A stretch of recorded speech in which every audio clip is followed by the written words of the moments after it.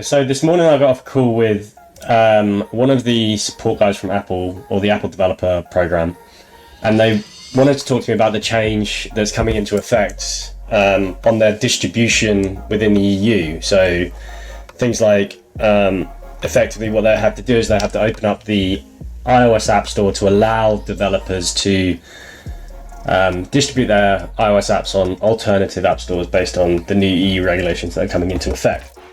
And the call, I was a little bit baffled by the call to start off with. So what Apple are doing is they're giving its developers two options. So one, the developers can do nothing. So they can stay on the Apple plan, and I guess for now that sort of remains the same. You know, they take a 30% cut of all subscription revenue that your app generates, and you know, if you're on some of the other plans, maybe you can go down to 15%. You know, if you're on the Apple Small Business Plan or whatnot. Now, the change in effect that they are bringing in is effectively allowing developers to distribute their apps on other third-party stores. So far, I haven't seen any other third-party stores for iOS. So if anyone's found one, it'd be really, really interesting for me to dig into that a little bit further. But I wanted today to sort of go through that conversation and talk about the effect that they will have on the developers of Apple. So to start off with, all Apple developers will be sent a change of contract, and it is up to the developer to change the contract, right? So if you go in there and sign the new contract, then you're on this sort of new plan. And what that contract has in it is it just says, you know, my Apple developer account, I'd like to use third-party marketplaces, and then you sign and you agree. What that means is you are no longer having to give away this 30% fee to Apple. But from what it looks like, this is a complete double-edged sword, right? So I've got the website up here, and this is today. This is what the developers get today. You know, there's no change. So if you come in here and if you don't sign the agreement, you get what we've always got. You know, the existing terms. The new capabilities and terms for apps within the EU allow developers to have additional distribution and payment processing options available. So you could say, for example, hook Stripe up in your app, which is kind of what people have wanted for ages based on this monopoly that Apple have. Apple are here saying they're going to apply a reduced commission, brilliant, and an optional payment processing fee. Now, this is where it sort of gets quite tricky. If you are signed onto this new plan, they are instead going to be adding a fee for the first annual installs above 1 million in the last 12 months.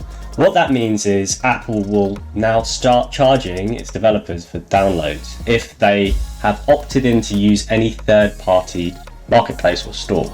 And developers on these new terms will be able to distribute their iOS apps onto the App Store or alternative marketplaces and process payments using secure App Store in the existing system or an alternative payment provider, and or after linking out of a web page from an app. So if you want to have a landing page somewhere else, do Stripe, brilliant. Okay, so what does this mean? They've managed to give this nice fee calculator, and from what I can tell so far, here we go, here's a small print down here. Membership in the Apple Developer Program includes 1 million first annual installs per year for free for apps distributed in the App Store. So up to 1 million downloads, it's free. You know, they're not going to charge you for downloads. But now they're adding this exceptional, who achieve exceptional scale, which is above 1 million downloads in a year. Apple are going to start charging a core technology fee of 50 cents for each first annual install over 1 million in the past 12 months. So I've worked with some clients who have mobile applications who have over 1 million downloads in a year. The vast majority of those type of mobile applications are on a freemium based business model. So it's free to download, and it's sort of up to the apps, up to the business to try and monetize those users. And now those apps are going to be charged an extra $50 per download, over 1 million downloads within that year. So if we kind of break down this, right, so let's sort of approach this pragmatically. So do you sell digital goods and services in your iOS app or game? Yes, we do. Okay. All right, let's sort of like medium-sized mobile application business. Let's say that their annual revenue is $2 million in a year, right? Subscription revenue. I'm gonna say no, I'm not part of the Apple Store business program, because immediately after you earn $1 million in subscription revenue, you are out. There's no more Apple Small Business program for you. Okay, so to get like a 2 million revenue count, I don't know, let's assume like a 5% conversion rate. I don't know. So 5% conversion rate, so you need, what is it, 40 million downloads in a year. I'm doing maths on the fly now, so hopefully this is right. Perfect, right, so I've got this really nice successful app. I'm getting 40 million downloads in a year. It's fantastic, brilliant. Right now I'm losing 30% to Apple, fine, on subscription. But it's fine, you know, it's a big numbers game. So I've just got to work on my conversions. So based on the current plan for those users, they will only be charged $50,000 per month in exchange for that 2 million. So that's their commission, that's their fee, that's their cut. But they are only allowed to distribute their app through the iOS App Store. Under the new capabilities and terms, let's have a look. The total monthly fees go up to $1.8 million. Monthly fees, $1.8 million. And this to me is just a complete game changer in terms of this. This is going to really be detrimental to a lot of mobile app houses, I guess. People who want to kind of move off of the platform.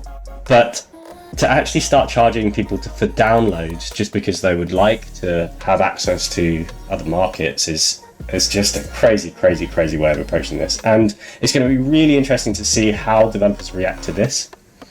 Other caveats that I learned was, if you sign the contract for a developer account, you cannot then unsign it. So if someone accidentally signs this contract, that's it. There's no way of withdrawing that. Next off, if I understood her correctly, if you purchase an app from someone else and that mobile application has been under a developer account that has also signed this agreement, that gets transferred. This is speaking under correction, of course, if I understood correctly. So yeah, I jumped in this call. She was like, well, you've sort of got two options here. Stay with us, 30%. Look at this calculator, 50 grand. Choose to use other people, 1.8 million a month.